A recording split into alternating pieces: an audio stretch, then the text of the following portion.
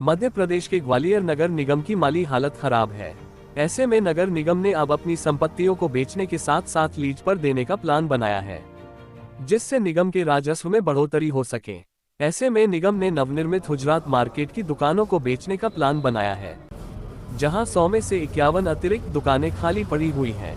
इन्हें बेचने के लिए अब बाकायदा टिप्पर वाहनों से मुनादी करानी पड़ रही है। जनता को सड़क, सीवर सफाई जैसी मूलभूत सुविधाएं मुहैया कराने वाली ग्वालियर की नगर निगम फंड की कमी से जूझ रहा है। निगम के खजाने को भरने के लिए करोड़ों रुपए की राशि खर्च कर इतना ही लाभ कमाने की कागजों में अधिकारियों ने प्लानिंग भी की, लेकिन इसका अमल ठीक से नहीं हुआ। इसका नतीजा यह है कि नगर निगम की कई संपत्तियां अब सफेद हाथी बन चुकी हैं।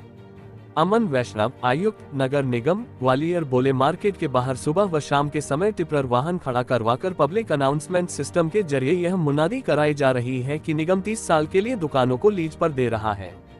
इसके वीडियो तैयार कर बाकायदा इंटरनेट मीडिया पर वायरल भी किए जा रहे हैं।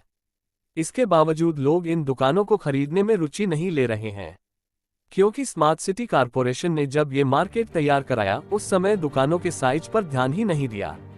कांग्रेस एमएलए सतीश सिकरवार इस पर सवाल खड़े कर रहे हैं। सतीश सिकरवार, कांग्रेस विधायक, बोले, इन संपत्तियों में जो समस्याएं उन पर एक नजर डालते हैं। GFXN एक Gujarat market smart city corporation ने 8.5 करोड़ रुपए की लागत से नया मार्केट तैयार कराया है।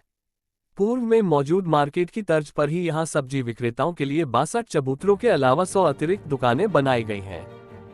राजपायगा मल्टी लेवल पार्किंग 8 साल में ये तकनीकी खामी दूर नहीं हो सकी है।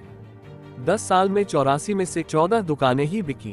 3 खुर्जेवाला मोहल्ला मार्केट, खुर्जेवाला मोहल्ला की तंग गलियों में 84 दुकानों वाला 3 मंजिला मार्केट तैयार करा दिया गया।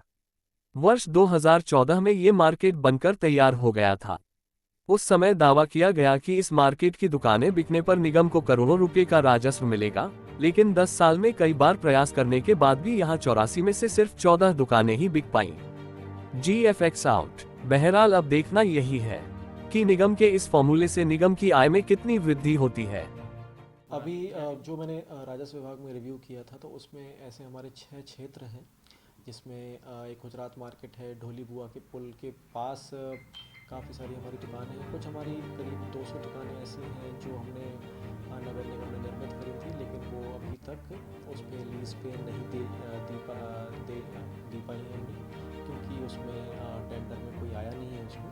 तो कुछ दुकानें इसमें पहली मंजिल, दूसरी मंजिल, तीसरी मंजिल की हैं, तो इसलिए वो टेंडर तो ऑलरेडी लगा हुआ है हमारा, लेकिन चौथी बार क्योंकि टेंडर कॉल किया गया है वो, और बार बार कोई वहाँ पर आना नहीं चाह रहा है। और जो ऑफसेट प्राइस होता है, इसका बेस प्राइस होता है, वो कैलकुलेट किया है जो भी नगर निगम के नियम है और संकल्प के अनुसार, तो उसको कम नहीं किया जा सकता है।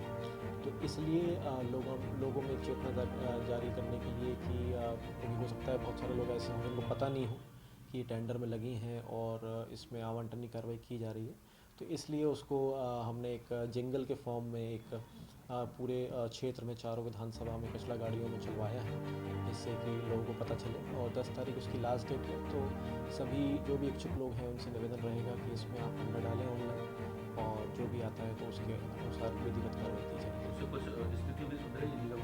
अभी इसमें क्योंकि 10 तारीख को टेंडर खुलेगा ये, और जो बाकी दुकानें हैं उनके संबंध में भी टेंडर की कार्रवाई प्रचलित है, तो इसमें हमारा आशा है हमें कि ज़्यादा से ज़्यादा लोग इसमें आएंगे, और इससे हमारी थोड़ी आय भी बढ़ेगी इससे, और हमारे जो खाली पड़ी हुई दुकानें हैं वो भी उसमें दोबारा से मार्केट लगेगा, और इससे जो रोड पे लगता है वो भी थोड़ा सा हमें निजात मिलेगा इसमें ट्रैफिक में। जब लोगों को भरोसा किसी चीज़ से हट जाता है ना, तो ये स्थिति होती है। और अभी ग्वालियर में पिछले 10-15 वर्षों में जिस प्रकार का जो माहौल बना है, ग्वालियर में जो वातावरण होना चाहिए, जो ग्वालियर की साफ़ सफाई, ग्वालियर की स्वच्छता, ग्वालियर की सड़कें, क्योंकि ग्वालियर नेताओं की आपसी टकराव का शिकार हो रहा है। इसमें भारतीय जनता पार्टी के 2 बड़े नेता आपस में लड़ रहे हैं, तो गांव में जिस प्रकार कहावतें होती है ना कि साँड़ साँड़ लड़ेंगे, इन उनको चुरकुट उड़ जाओ, तो वो गति हो रही है कि 2 बड़े बड़े नेता आपस में लड़ रहे हैं। इससे ग्वालियर का जो विकास है वो अवरुद्ध हो रहा है। ग्वालियर में चाहे सड़कों की स्थिति हो, चाहे ग्वालियर में प्रदूषण की स्थिति हो, दिन पे दिन प्रदूषण बढ़ता जा रहा है। आम आदमी सांस ले रहा है ना, वो समझ लो जहर ले रहा है। और उसकी ज़िंदगी कम होती जा रही है। और ग्वालियर को जो आसपास के लोग, राजस्थान और यूपी इटावा तक के लोग ग्वालियर आना बसना चाहते थे, अब ग्वालियर में आने से लोग डर रहे हैं।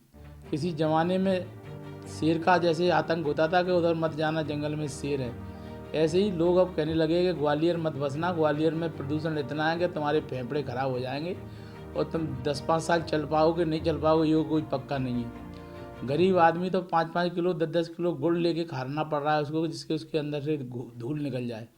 तो अभी लोग गुड़ के सहारे ग्वालियर में जिंदा है। ग्वालियर किसी ज़माने में ग्वाला ऋषि की तपोभूमि थी, आज ग्वालियर गुड़ की भूमि है, क्योंकि यहाँ लोग गुड़ खाकर ही जिंदा है, नहीं तो उनके फेफड़े खराब हो जाएंगे।